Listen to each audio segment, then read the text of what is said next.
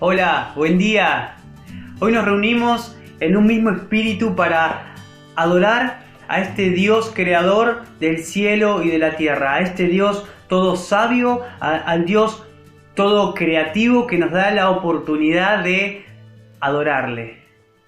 Esta semana leí un libro donde decía: nosotros somos adoradores 24/7, o sea, todo el tiempo estamos adorando, todo el tiempo estamos conociéndole para adorarle de una mejor manera. Este tiempo de adoración es lo que nosotros vivimos entre semana con Él, en intimidad. Podemos adorarle porque le conocemos, le decimos cuán hermoso, cuán glorioso, cuán majestuoso que Él es, porque tuvimos ese encuentro personal con Él y podemos adorarle y decirle: sí, tú eres ese Dios fuerte que me rescatará de la mano de mi enemigo.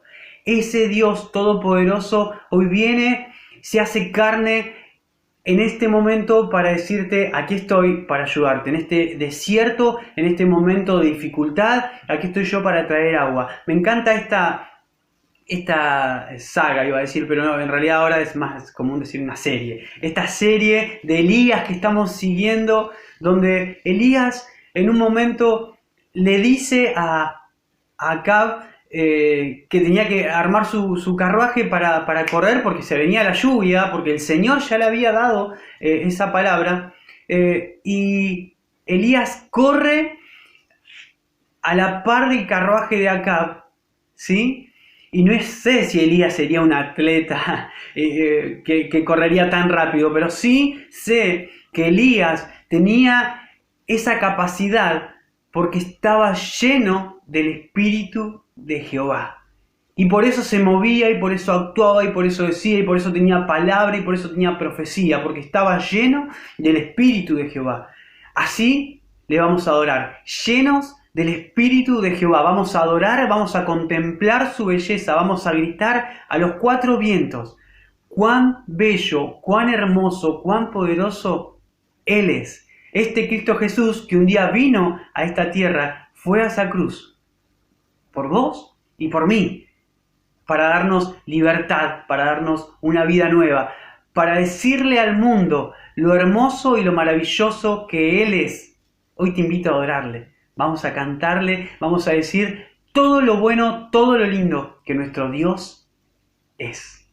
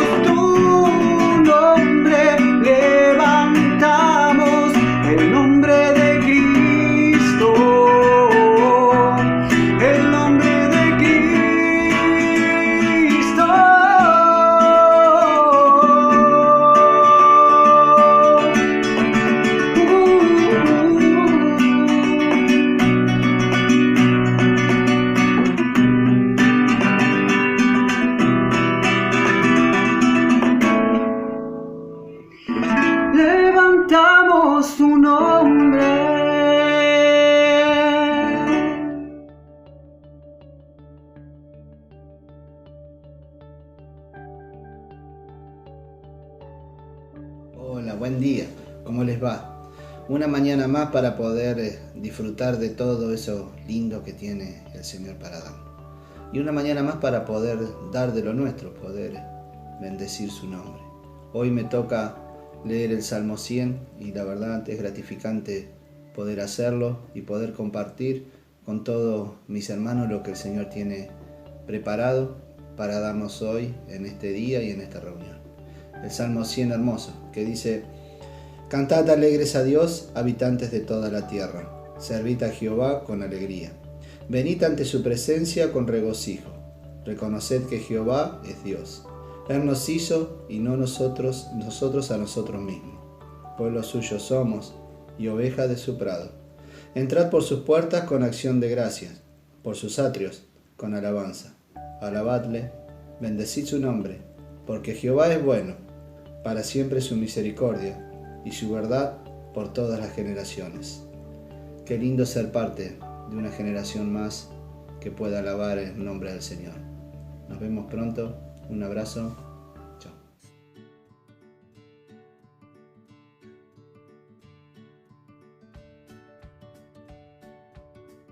Hola, ¿cómo están, hermanos? Bueno, nosotros queríamos compartir con ustedes las maravillas que Cristo está haciendo en nuestra familia. Queremos compartir que cuando comenzó esta pandemia nosotros estábamos un poco temerosos, y porque bueno, nosotros dependemos de nuestro trabajo día a día, y hoy, al haber pasado tantos días, queremos compartir con todos ustedes que nosotros fuimos bendecidos. Nuestra mesa siempre fue, como decimos nosotros, rica y abundante. Cristo se glorificó en nuestras vidas, en nuestras familias, porque tenemos familiares que fueron tocados por este COVID-19 y gracias a Dios salieron bien. Oramos mucho y estamos fortalecidos en la oración, y estamos muy agradecidos a todos los hermanos que siempre nos mandan, a nuestros pastores. Siempre la palabra está llegando a nuestro hogar. Queremos darle las gracias porque siempre están en comunicación con nosotros y estamos muy agradecidos, como decimos nosotros, agradecidos a Cristo por la iglesia que nos plantó, por los hermanos que tenemos. Y nosotros hemos llegado a decir que antes nosotros nos costaba mucho hacer cosas en nuestro hogar, y hoy por hoy en pandemia, gracias a Dios nosotros trabajamos, estamos progresando en casa, haciendo cositas, y todo es para la gloria de Dios.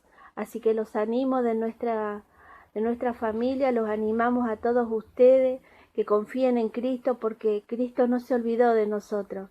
Les mandamos un beso grande y los queremos mucho. Gracias.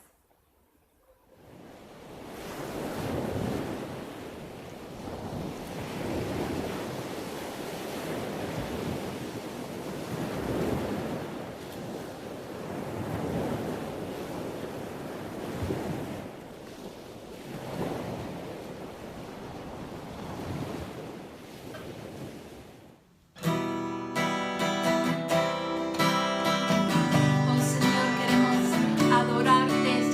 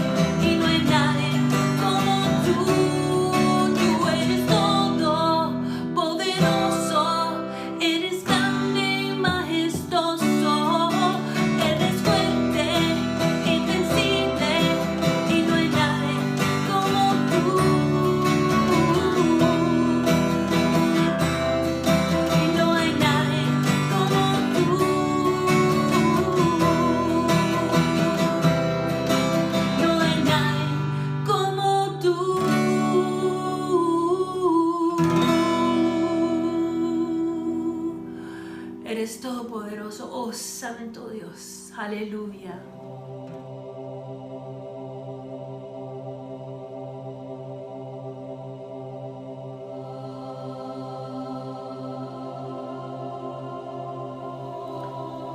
Buenos días y muchas gracias por acompañarnos una mañana más.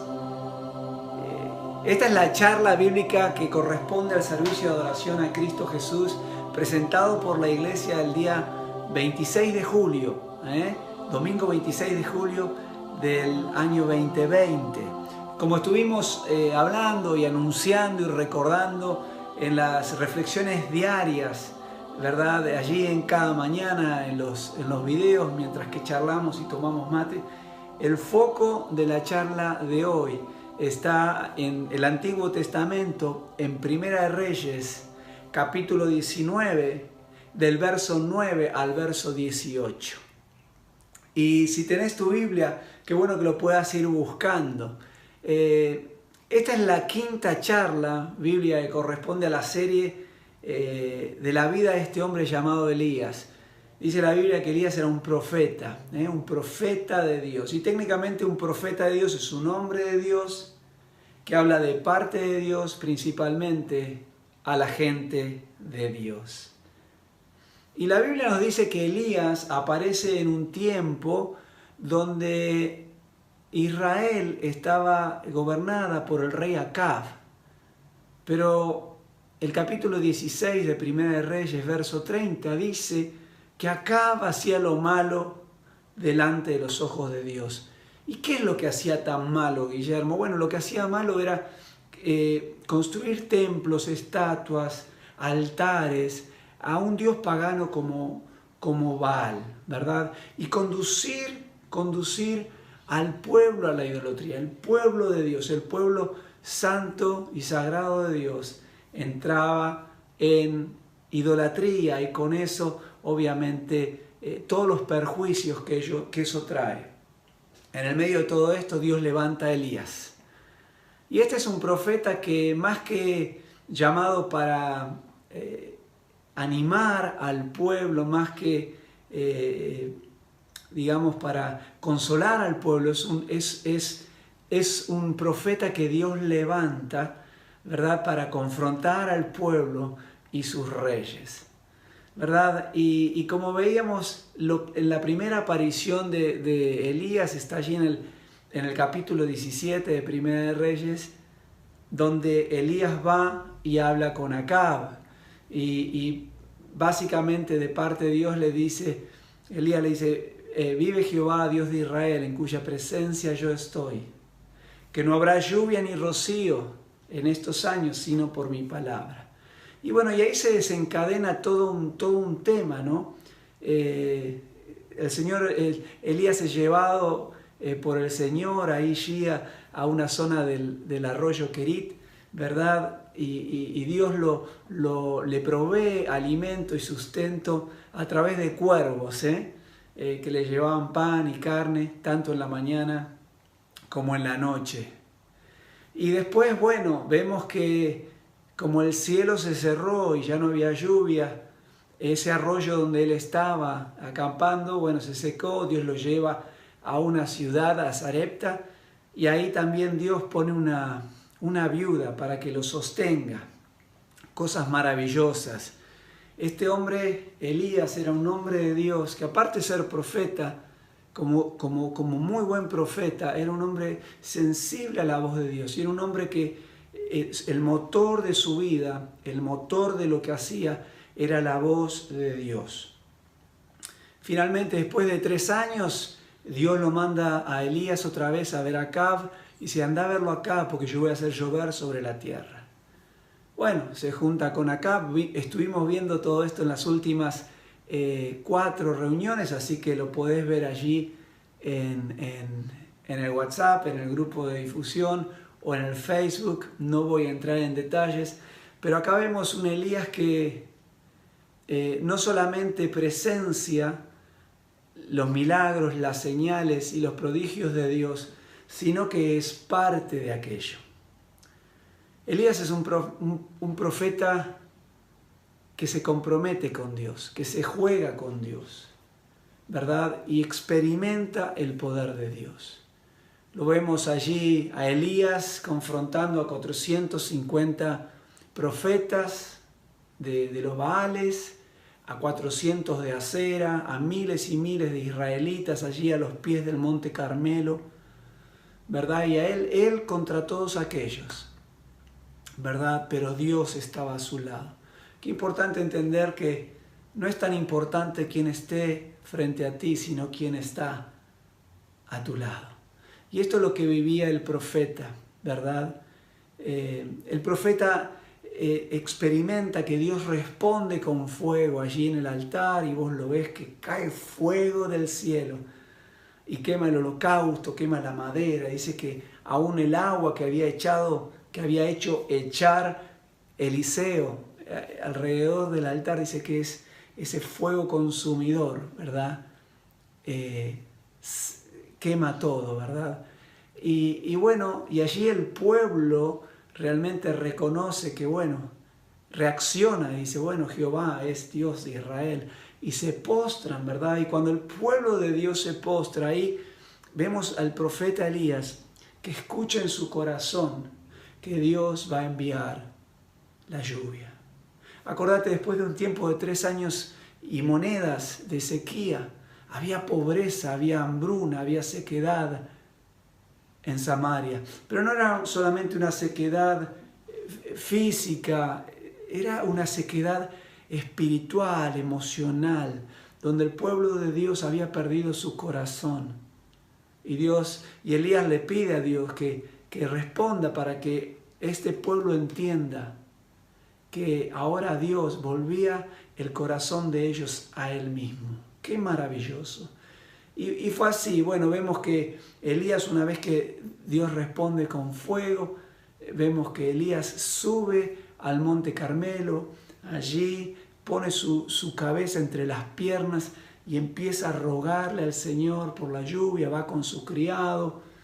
El criado va, mira, no pasa nada, le dice el profeta, anda 7 veces, va, pam, pam, pam, y a la 7ª vez el criado dice, mira, veo como una mano, como la palma de un hombre que sube sobre el mar. Inmediatamente el profeta de Dios supo que esta pequeña señal de Dios anticipaba una gran lluvia renovadora del Dios de la Biblia.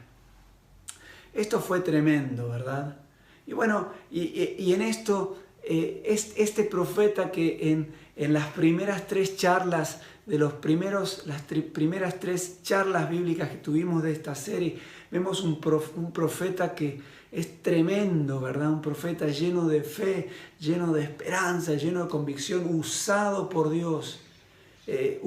Un engranaje en el mover de Dios, un engranaje en los milagros, en las señales, en los prodigios de Dios. Vemos un profeta, veíamos el domingo pasado en la 4ª charla, un profeta que entra en una fatiga espiritual, en una fatiga emocional y una fatiga física, ¿verdad? Y vemos que, veíamos el domingo pasado, ¿verdad? Que este Elías, este profeta que había servido al Dios de la Biblia con tanto coraje, con tanta bravura, jugándose el pellejo, en los tiempos de un nivel espiritual tan alto, en la cumbre de su intimidad con Dios, ¿verdad? Este mismo Elías entra en un tiempo diferente. Pero vemos que el Dios de Elías está tan cerca de Elías en el momento de suprema brillo espiritual como en este tiempo. Y vemos un Dios que sirve al profeta. Veíamos un profeta que servía a Dios, pero ahora el profeta está en necesidad. Y vemos el Dios del profeta, el Dios de la Biblia que sirve al profeta. El Dios de la Biblia es un Dios que está más interesado en servirte que en ser servido. Y Jesús dijo, ¿verdad? Él dijo allí, porque el Hijo del Hombre, hablando de sí mismo, no vino al mundo a ser servido, sino a servir y a dar su vida en rescate de muchos. Ese es el Dios de la Biblia. Y veíamos el domingo pasado que este profeta entra en una depresión muy grande y vemos evidencias directas, claves, ¿verdad? Y dicho por los profesionales, realmente el panorama, lo que vemos, los síntomas describen un escenario depresivo muy claro, ¿verdad? Y Dios lo trata. Y Dios lo trata con descanso, lo trata con alimento, lo trata con bebida. Y Él manda un ángel para asistirlo, como veíamos el domingo pasado. Y empieza esa recuperación. Y cuando ya está a mitad del tratamiento antidepresivo que Dios le da, ¿verdad? Le dice, bueno, ahora levántate porque sigo teniendo planes para vos y ve a Horeb, al monte Horeb, al monte de Dios. Y dice el verso 8 del capítulo 19 que Elías caminó 40 días y 40 noches hasta llegar allí a Horeb, ¿verdad? Y aquí es donde empieza nuestro tiempo del día de hoy, el foco de hoy que va del verso 9 al verso 18 de Primera de Reyes, capítulo 19. Si tenés tu Biblia allí, quizás podés acompañarme. Vamos a ir leyendo, vamos a leer el verso 9, vamos a ir leyendo y vamos a ir conversando. ¿Qué te parece? Bueno, acompáñame allí en el verso 9, dice, y allí se metió en una cueva donde pasó la noche, y vino a él palabra de Jehová, el cual le dijo, ¿qué haces aquí, Elías? El verso 9 comienza diciendo, allí se metió en una cueva y pasó la noche. Ese allí, obviamente, era el monte Horeb, el monte de Dios. Ahora, del desierto de la sequedad, Dios lleva al profeta a un lugar glorioso para el pueblo de Israel, al monte de Dios, al monte Horeb. Este monte Horeb es muy importante porque este monte Horeb es donde Dios llama a Moisés, ¿verdad? Y Moisés pasa 40 días allí con él y Dios allí le entrega las tablas de la ley, ¿verdad? Qué impresionante, es allí en el monte, es allí en ese monte, ¿verdad? En el monte Horeb, donde Moisés ve la espalda de Dios, qué poderoso, un lugar realmente maravilloso, ¿verdad?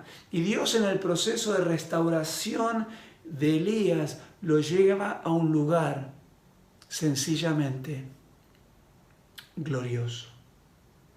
Y qué interesante cuando vos estás en la angustia y en el desierto de situaciones de tu vida, quizás en valles oscuros y en valles húmedos, el Señor de allí te lleva a un monte, al monte de Dios, al monte de su presencia de Dios. Ese es el Dios de la Biblia. Y volviendo al verso 9, dice que Dios le hace una pregunta.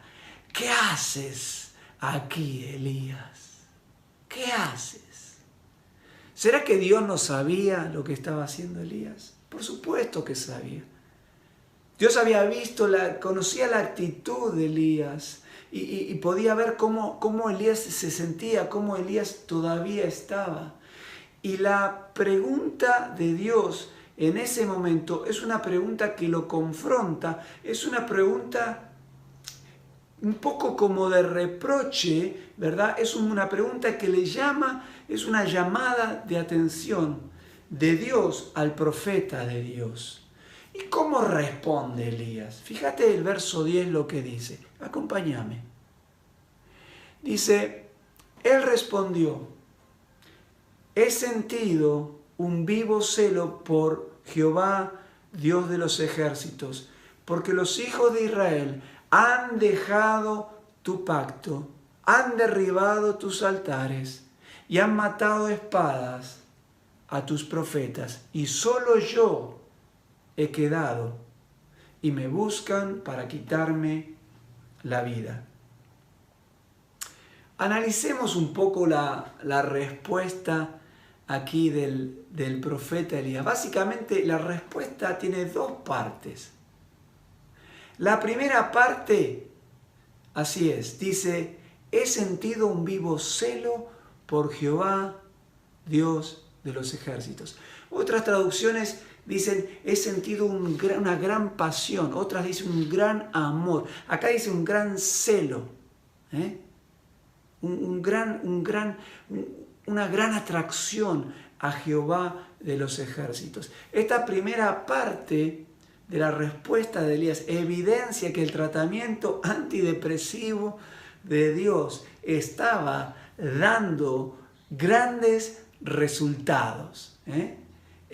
Acordate que hacía 40 días atrás Elías estaba bajo un arbusto en el medio del desierto, pidiéndole a este Jehová, quítame la vida. En el pozo de su depresión, en el tiempo más oscuro, el profeta le pide, quítame la vida. ¿Ves? El tratamiento de Dios siempre da resultado. Y ahora en vez de decirle a Dios, en vez de escuchar a un Elías que dice, quítame la vida, dice, he sentido un vivo celo, ¿verdad? Un vivo amor por Jehová, Dios de los ejércitos. Bueno, hasta la primera parte, digamos, de esta respuesta venimos bárbaros, ¿no? Elías, está muy bien lo que estás diciendo, qué maravilloso esto que estás diciendo acá, pero ¿qué hay de la segunda parte? ¿Qué hay de la segunda parte? Mira, dice, la parte A dice, los hijos de Israel han dejado tu pacto, han derribado tus altares y han matado a espada a tus profetas. Y la parte B dice, y solo yo he quedado y me buscan para quitarme la vida. Dividamos esta segunda parte en dos subpartes, en la parte A y en la parte B. Enfoquémonos un segundito en la parte A. Dice allí, los hijos de Israel han dejado tu pacto, han derribado tus altares y han matado los profetas a espada. ¿Es verdad? Sí, Señor, 100% real. Tenés razón, así es. ¿Y qué hay de la segunda subparte? La segunda subparte que dice, solo Elías había quedado, solo yo he quedado. Qué interesante que dice, solo yo he quedado y me buscan para quitarme la vida. ¿Es verdad? Bueno, una parte sí, lo buscaban para liquidarlo, es verdad. Pero ¿es verdad que quedaba él solo? Y la respuesta es no. Y quizás vos me digas, pero Guillermo, acordate cuando el profeta, allí en el capítulo 18, se confronta a los 450 profetas de Baal, a los 400 de Acera, a los miles y miles y miles y miles de israelitas a los pies del monte Carmelo, y dice, solo yo he quedado. Y ahí está correcto el profeta. Porque era el único profeta en ese momento activo, en servicio y en ese lugar.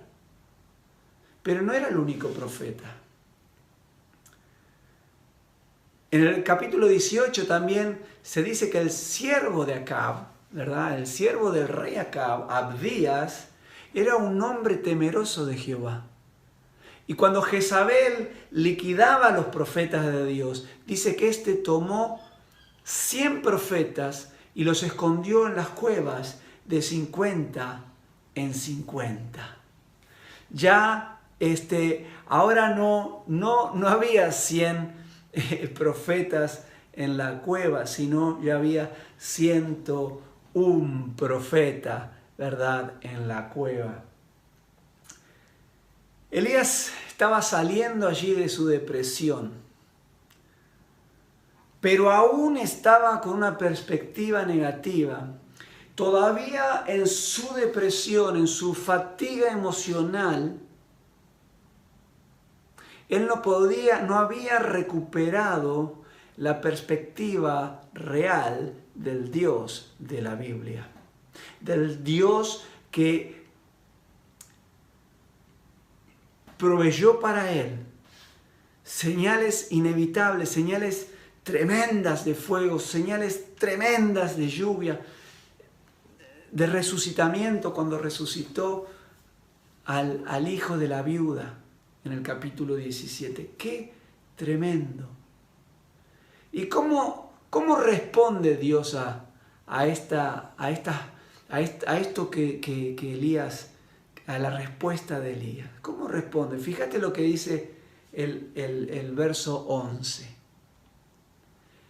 Él le dijo, Jehová le dice, sal fuera y ponte en el monte delante de Jehová. Y he aquí Jehová que pasaba, y un grande y poderoso viento que rompía los montes y que quebraba las peñas delante de Jehová.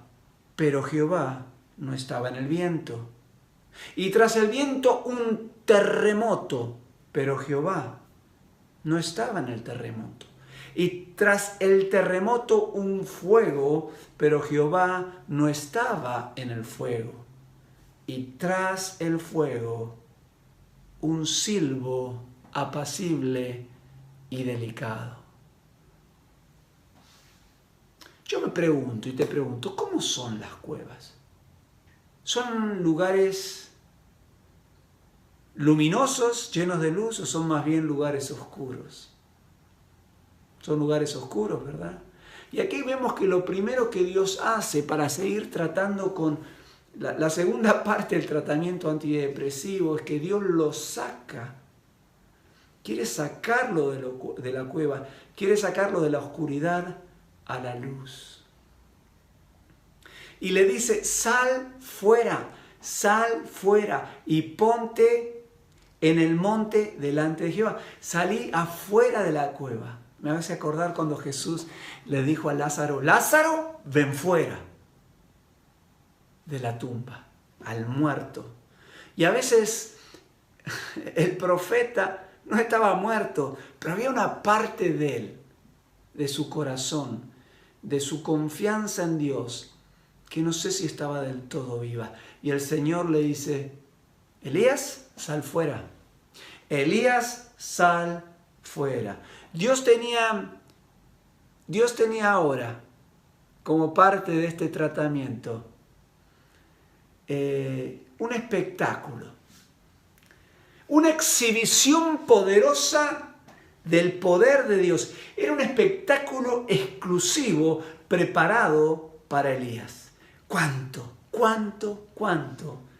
Dios amó a Elías? ¿Cuánto Dios te ama a vos? ¡Qué poderoso! Y Dios prepara este espectáculo que acabamos de ver, ¿verdad? Un espectáculo donde la manifestación del mismo Dios iría a desfilar delante de los ojos de Elías. Y este verso que vemos que Dios provee tres grandes manifestaciones. Dice un gran viento y poderoso, ¿verdad? Que quiebra los montes, que quebranta las peñas. Un terremoto. Y detrás del terremoto, fuego. Pero fíjate que dice que Jehová no estaba en el viento. Jehová no estaba en el terremoto. Y que Jehová no estaba en el fuego. Ni el viento, ni el terremoto, ni el fuego eran Dios. Fueron manifestaciones de Dios. El verso 12 nos dice que cuando este espectáculo de poder había terminado, vino un susurro delicado, un silbido, un silbo de Dios. Dice allí, vino un silbo apacible y delicado. ¿Y cómo respondió Elías? ¿Cómo respondió Elías? Fíjate lo que dice el verso 13. Y cuando lo oyó Elías, cubrió su rostro con su manto y salió y se puso a la puerta de la cueva. Y he aquí vino a él una voz diciendo, ¿qué haces aquí, Elías? Cuando Elías se puso, mejor dicho, te pregunto, ¿cuándo Elías se puso a la puerta? Después del desfile, después de la manifestación de que él escuchó el viento, después que él sintió el terremoto y después que él vio el fuego. Quiere decir que cuando Dios le dijo por primera vez en el verso 11, sal fuera, ¿qué pasó? Elías desobedeció. Elías se quedó adentro. Reciencito ahora vemos que sale. Pero sabes que Dios es tan bueno y tan paciente con nosotros que no puso cuidado en eso. No puso cuidado en eso. Qué tremendo este Dios que no nos hace problema. Este Dios que es un Dios, no es un Dios quejoso de nosotros. Es un Dios paciente. Elías supo que Dios no estaba en el viento, que Dios no estaba en el terremoto, que Dios no estaba en el fuego. Elías supo que Dios estaba en el silbido, en el silbo, en el susurro, que dice allí que era apacible y delicado. Al punto que dice que cubrió su rostro con el manto de Elías. Otro tema que vamos a ver en la sexta reunión. Pero dice que cubrió su rostro y cubrió con su mano y con su manto. Hace un ratito hablamos de Moisés, ¿verdad?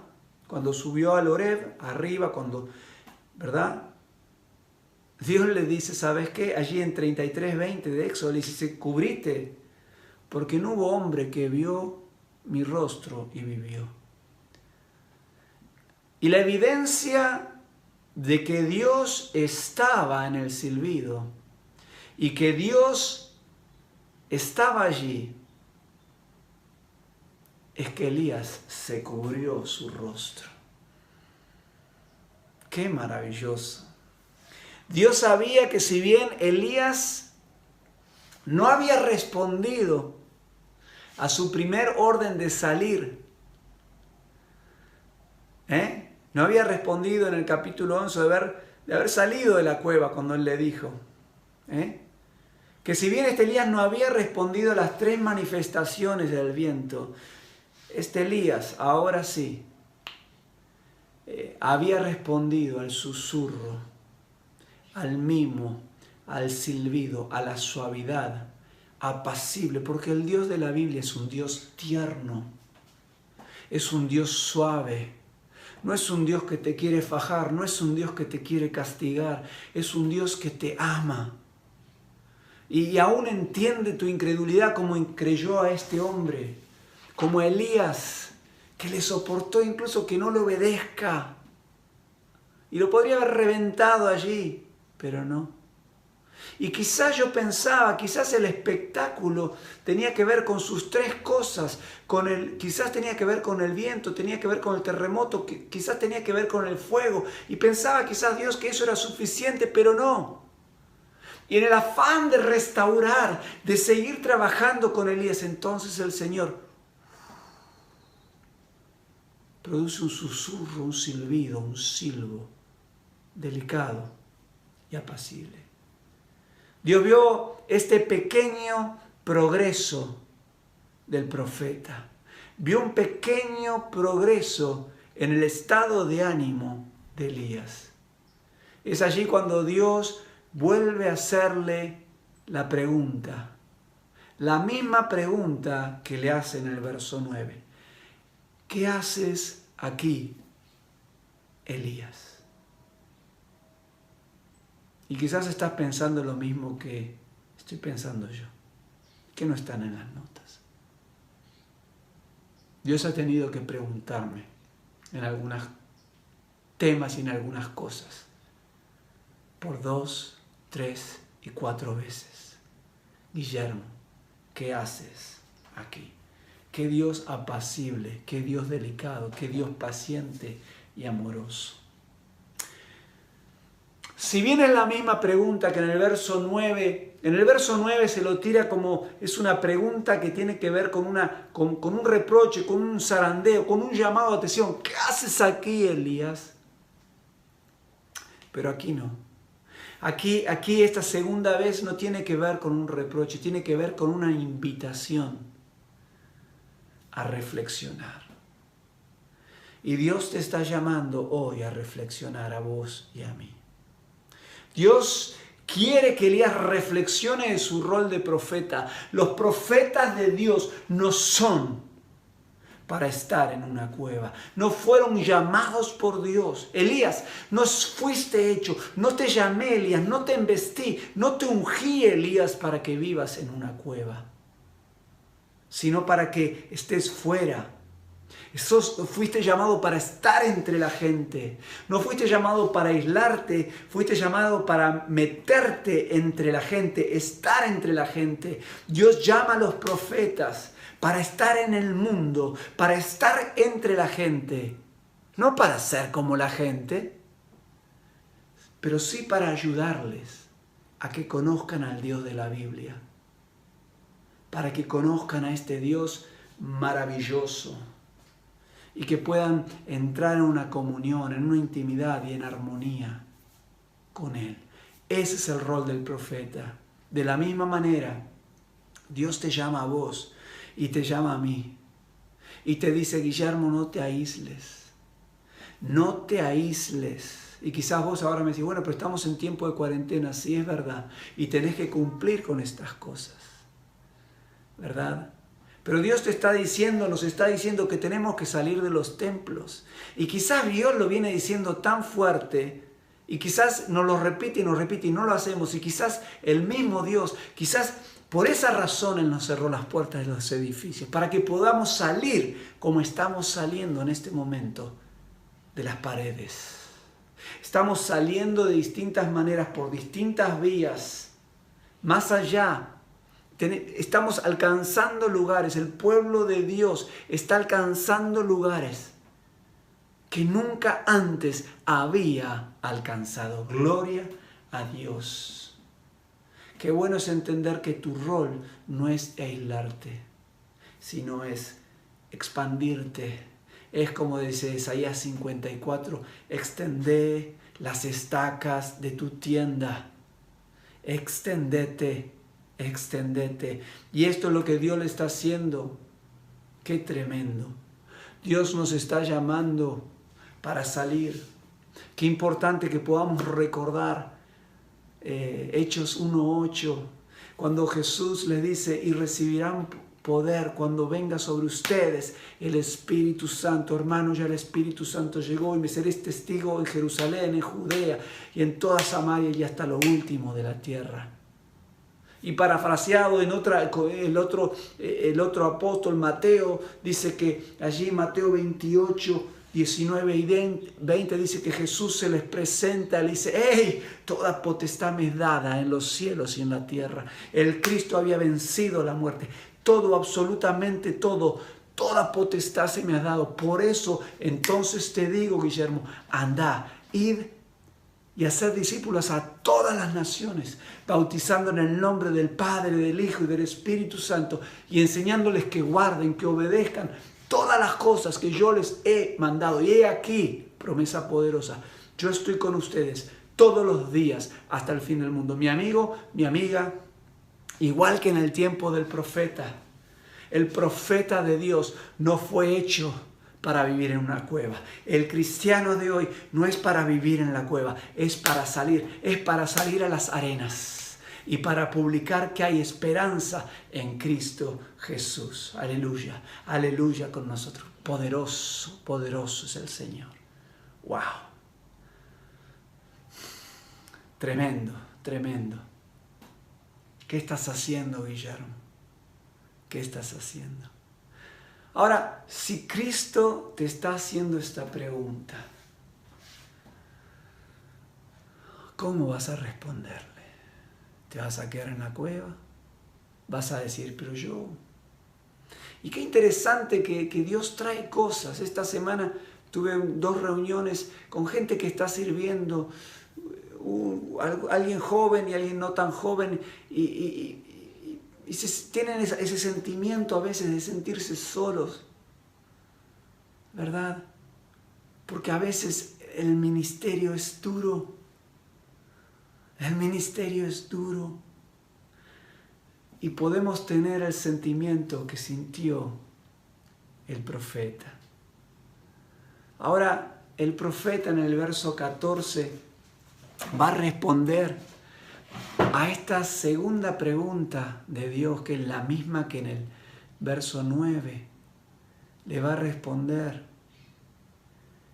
la misma respuesta. He sentido un vivo celo por Jehová, Dios de los ejércitos, porque los hijos de Israel han dejado tu pacto, han derribado tus altares y han matado a espada a tus profetas. Y solo yo he quedado, y me buscan para quitarme la vida. Como podemos ver, Elías respondió de la misma manera que en el verso 10. Es decir, esa manifestación gloriosa del poder de Dios sí le ayudó a salir de la cueva. Sí lo sacó de la oscuridad, pero todavía Elías no había recuperado la perspectiva real del Dios de la Biblia. ¿Quién Dios él y quién él era en Dios? ¡Qué tremendo! Ahora, Elías, como muchos de nosotros, veía las cosas que no estaban dando bien. Estaba viendo las cosas que no funcionaban. Sus ojos y su mente estaban prisioneros de las circunstancias. Estaban prisioneros de la persecución que él estaba sufriendo. Estaban todavía cautivos en los riesgos que conlleva el llamamiento al profeta, en vez de estar sus ojos puestos en el que llamó al profeta, en el Dios de los cielos. Y eso es lo que vimos las primeras 3 charlas, que él era, la fuerza que a él lo movía era la voz de Dios, porque sus ojos estaban puestos en el poder de Dios y no en los riesgos y no en la adversidad de seguirlo a Dios. ¡Qué tremendo! ¡Qué cosa tremendo! Elías pensaba que estaba solo y que la obra de Dios dependía de sus fuerzas, dependía de sus capacidades. Qué interesante que a veces en la iglesia encontramos Elías. Gloria a Dios porque encontramos Elías como profetas del fuego, como profetas de la lluvia. Pero vemos Elías quejosos como estamos viendo en este momento. Vemos hermanos que se quejan más quizás por las cosas que todavía no están funcionando del todo bien. Se quejan más que lo que celebran de lo que Dios ya ha hecho. Y mi amigo, mi hermana, vos tenés que celebrar lo que Dios está haciendo, sin dejar de ver lo que todavía falta, porque el Señor te lo muestra y te lo muestra porque Él te dice, yo te voy a ayudar a reparar eso, pero tus ojos tienen que estar puestos en las maravillas de lo que Dios está haciendo. Y eso es lo que Dios estaba tratando de hacer con Elías. Es que él recupere la perspectiva de Dios. Elías, acordate que yo respondí con fuego. Elías, acordate que yo respondí con lluvia. Elías, acordate que Acab mandó a todas las naciones, que les hizo firmar que si te habían visto y él te escondió y te salvó, él te mantuvo con cuervos, sustentó. Él te dio poderes sobrenaturales. Elías, mirá lo que yo ya hice. Guillermo, mirá lo que yo ya hice. No veas ahora el problema, no veas ahora el desafío. Ve al Dios que está a tu lado, porque con Dios somos multitud.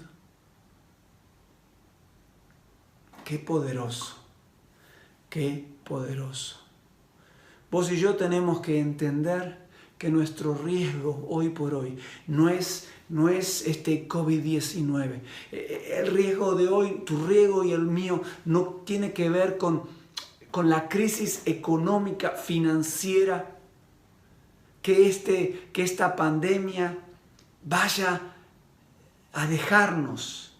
No, el riesgo más grande, tuyo y mío, es perder la perspectiva del Dios de la Biblia. Es perder la perspectiva del poder del Dios de la Biblia, de la santidad, de la sabiduría, del poder de creatividad del Trino Dios. Cuando vos y yo o cualquier creyente pierde la perspectiva bíblica del poder de Dios, de la sabiduría, del amor, los desafíos o los problemas que te tocan enfrentar parecen gigantes, parecen como Goliat, como aquel gran filisteo, aquel gigante que intimidaba a Saúl y a los miles y miles de israelitas del ejército de Jehová.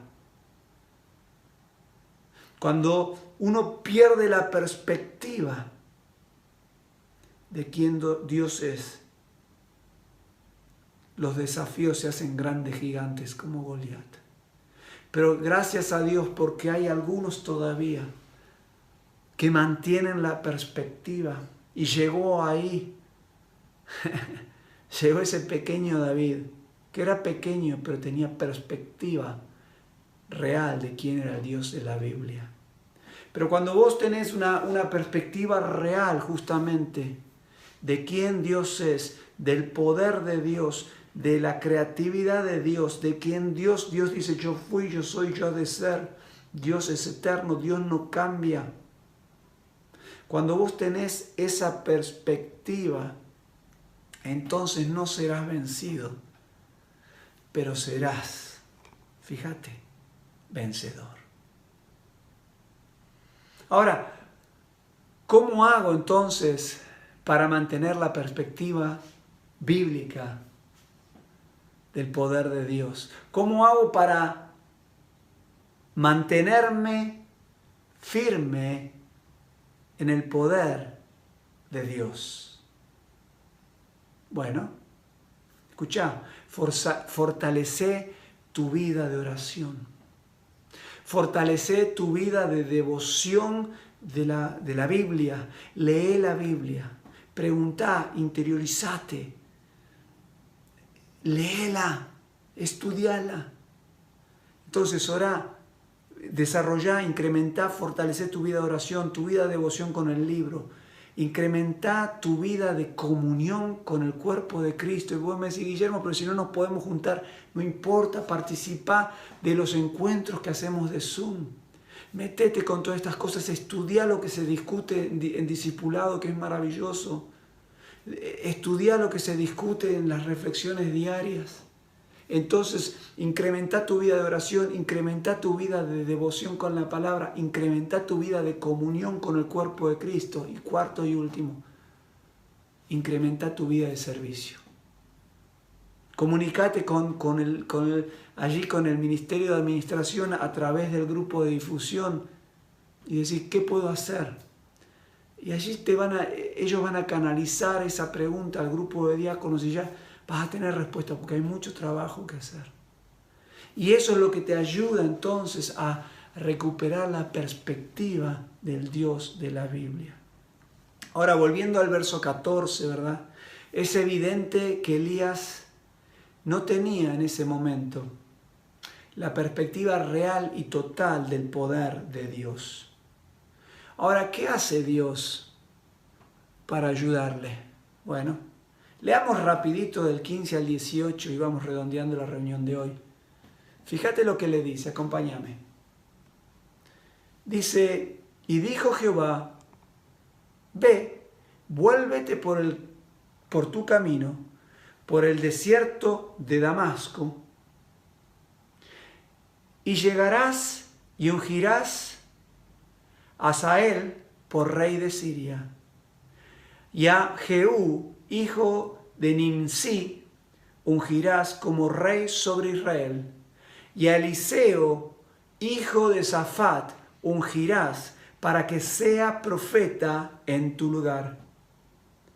Y el que escape a espada de Hazael, Jehú lo matará, y el que escape de la espada de Jehú, Eliseo lo matará. Y yo haré que queden en Israel 7,000, cuyas rodillas no se doblaron ante Baal, y cuyas bocas no le besaron. ¡Qué tremendo! La pregunta que hice antes de leer estos versos, dije, ¿cómo respondió Dios? Bueno, vemos un Dios que le asigna una misión nueva. Una misión nueva le asigna este Dios a Elías. Dios le hace ver a Elías que si bien en ese momento Elías no estaba confiando tanto en Dios como lo había hecho antes, Dios le estaba mostrando que él seguía confiando en Elías. Hace unos días hablaba con un pastor y le decía qué tremendo es a veces ir a través de situaciones de la vida en el ministerio pastoral, donde el Dios de la Biblia te muestra, exhibe, que a veces Él tiene más confianza en vos que vos en Él. Y esto es exactamente lo que está pasando acá. Dios le asigna una misión nueva. Dios está haciendo un voto de confianza. Elías, yo te levanto para ahora para que en mi nombre vayas y unjas, no a uno, sino a 3 personas. ¡Wow! ¿Cuál es la nueva misión? La nueva misión es seguir preparando el camino para que Israel siga recibiendo entonces el tratamiento de Dios. Y el verso 18, ya terminando, revela el propósito para el cual Dios manda a ungir a estas 3 personas, a Elías. Dios lo revela, dice, y yo haré que queden en Israel 7,000 hombres, 7,000 personas, 7,000 individuos que amaban a Dios. Dice, cuyas rodillas no se doblaron, quiere decir que no adoraron a Baal. Dice, cuyas bocas, cuyos labios no lo besaron. Por otro lado, Dios le está mostrando, ¿ves, Elías? No estás tan solo como pensás. Yo tengo ejército. Y quiero que vos entiendas que por más que sea un tiempo que estés en casa y a veces que tengas este sentimiento de estar solo, Dios te dice, tengo miles y miles y millones que todavía no han echado, no han soltado la toalla, no han tirado la toalla, no han doblado sus rodillas, siguen firmes en la carrera, siguen tenaces, comprometidos con mí. Y te dice a vos y me dice a mí, ánimo, Guillermo, ánimo, porque yo estoy con ustedes. Dios estaba dándole a Elías el mismo tratamiento. Dios le dio a Elías el mismo tratamiento que hoy Dios nos da a cada uno de nosotros. Un tratamiento cuyo objetivo principal es que vos y que yo recuperemos la perspectiva real del Dios de la Biblia, del poder de Dios, de la sabiduría de Dios, del amor de Dios. ¿Y cómo lo hago? ¿Cómo sucede esto? Fíjate, ya lo dijimos, fortaleciendo tu vida de oración, fortaleciendo tu vida de devoción con la palabra, fortaleciendo tu comunión con la iglesia, y no importa si sos nuevito, si sos viejito, no importa. Y cuarto y último, fortaleciendo, incrementando tu servicio en la iglesia. Entonces, sí, mira, vencerás. Porque no hay gigante que pueda permanecer de pie frente a un hombre o una mujer que se anima a creer en el Dios de la Biblia y que es poseído por el Espíritu de Dios, de manera que su perspectiva es la perspectiva de Dios, y que esa persona tiene entonces ahora la perspectiva real, cabal, absoluta del Dios de la Biblia. Vamos a orar. Y siento en este momento hacer una oración, quizás por vos, que como Elías, que conocía a Dios y había sido usado por Dios en forma tremenda, ahora se sentía chiquitito, tan chiquitito, que se metía y vivía en las cuevas. Y el Señor te dice, sal de la cueva.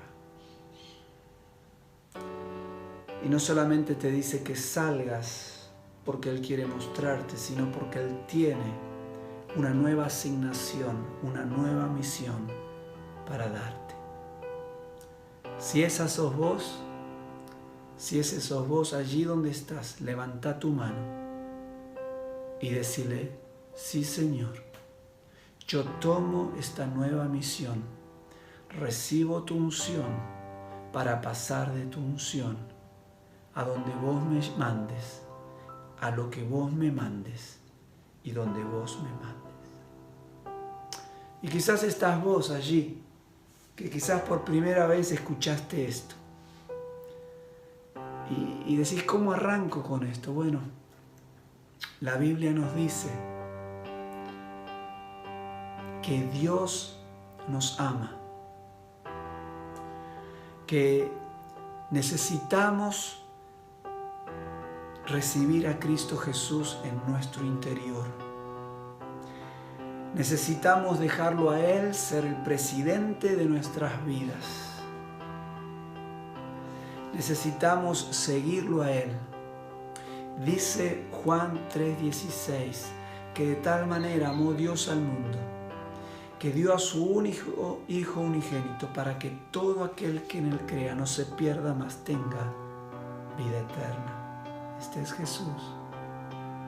Y dice el 17, porque Dios no envió a su Hijo al mundo a condenar al mundo, sino para que el mundo sea salvo por Él. Que Dios apacible, amoroso y paciente. Y Él hoy está tocando a tu puerta. Y si vos querés abrirle tu puerta, simplemente tenés que decirle algo así. Señor Jesús, yo te doy gracias por estar golpeando la puerta de mi corazón. Y yo hoy quiero abrirla.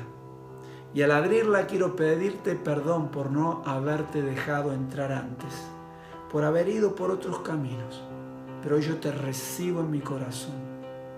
Y te recibo no como un residente más o algo más en mi vida, sino como el presidente de mi ser, la suma autoridad. Yo te pido perdón por mis faltas y mis pecados y abro mis brazos y recibo al Espíritu Santo, y con Él recibo la salvación de mi alma y la abundancia de vida aquí en esta tierra. Gracias Padre, gracias Hijo, gracias Espíritu Santo. Oro todo esto en el nombre de Jesús. Amén y amén. Si hiciste alguna de estas dos oraciones, qué bueno que puedas comentar allí en el Facebook, decinos lo que hiciste, a ver si nos podemos acercar, ya sea con un telefonazo o un texto o algo, porque vienen tiempos especiales. Y para esos tiempos especiales, Dios pensó en vos. Que tengas una semana de bendición y seguimos en contacto. Chao, gracias. Eres mi respirar, eres mi respirar.